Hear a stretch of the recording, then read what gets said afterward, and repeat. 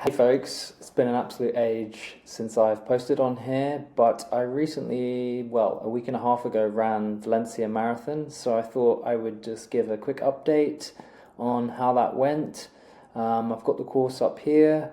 It looks quite windy. In reality, is there's not really too many turns, and the course is absolutely pan flat. So you have basically zero elevation. So that's something that I really enjoyed about it. And yeah, so in terms of how did it go? Well, I ran 2:39:03, which is a PB.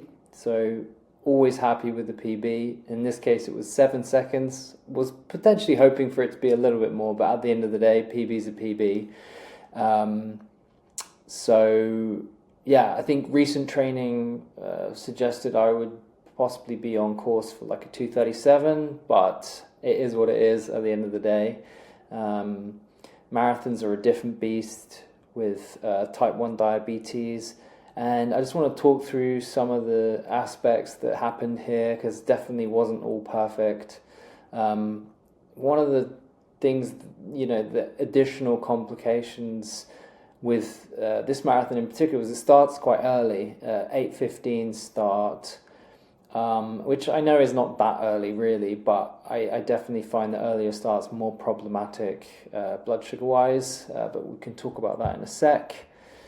So yeah, just to look at the kind of splits, I managed to hold the splits fairly well.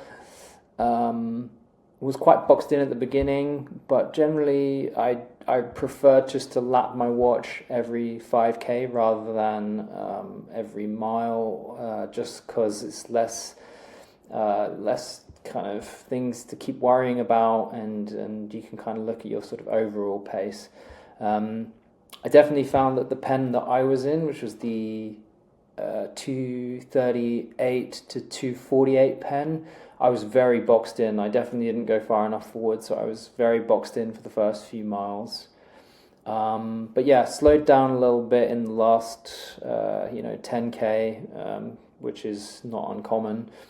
Would have liked to have held on and pushed on a bit more, but overall, very happy.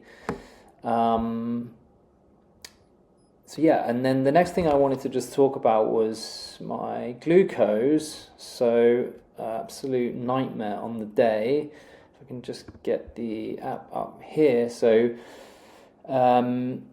just looking at my trace from the run, put the hour before, hour after. I was having, I had the hotel breakfast, about 6 a.m. So not super early before the race, but, decent enough. And obviously wanted to carb load, but just having massive challenges with spiking glucose, which, when you've got the cortisol from the race, for the anticipation of the run, it can cause these spikes. So I found after breakfast, walking to the warm-up area, I was heading up about 14, 15, and it's still rising, and I thought, okay, as soon as it starts to turn, that'll be good. Ideally, I would love to start around 10 millimoles and flat would be perfect, but it just kept rising, and it was that kind of feeling of it's not gonna turn, like it just felt stuck. So yeah, I had my pump on me. I did the run with my pump. And so as you can see here, by the time that the marathon actually started, I was about 18 millimoles a litre, which just felt awful, really. But I thought, do a couple of miles and see how the trend starts to turn. You can see like it decreased as we went through.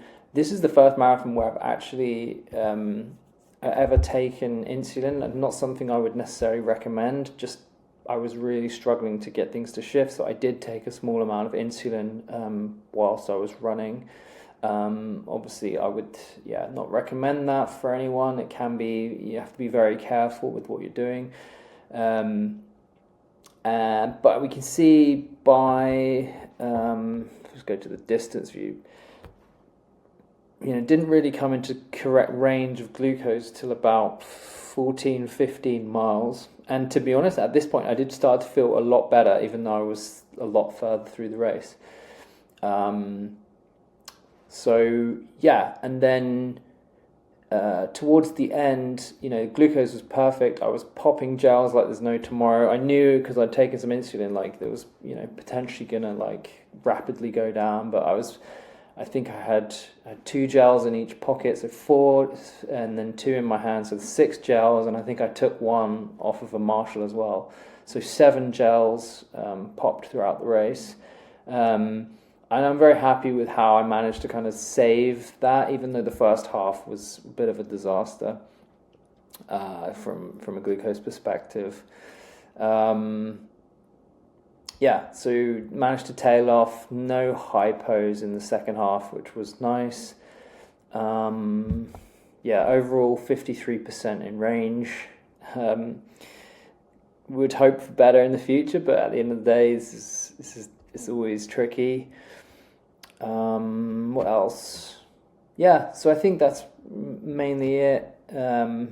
Actually, as the marathon finished, I sort of tailed off and had a sort of small hypo, but it soon corrected back into range.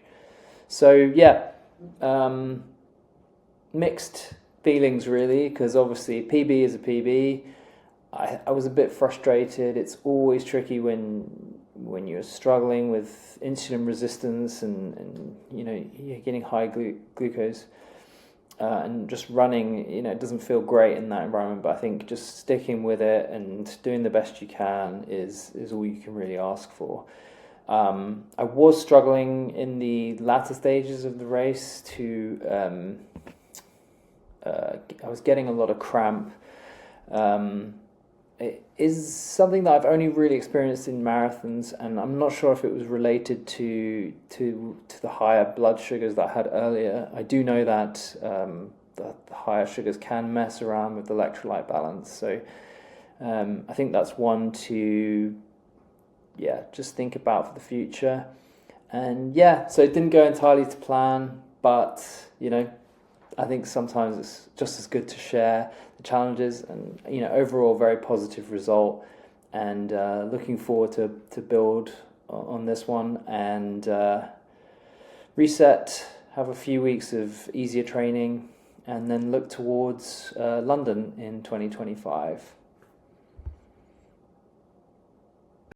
If you are still watching at this point, you may be wondering what was the app that I was showing. This is actually an app that I created. It's called Glucose Insights. It's available for free at the moment on the App Store, and it currently pulls in activity data from Strava, and you can load your glucose data from Apple Health Kit, and it creates this splices together these different data sets, allows you to kind of start to look at the patterns that you have in your activities and glucose, and it really helps to just give a kind of retrospective view on kind of what is happening.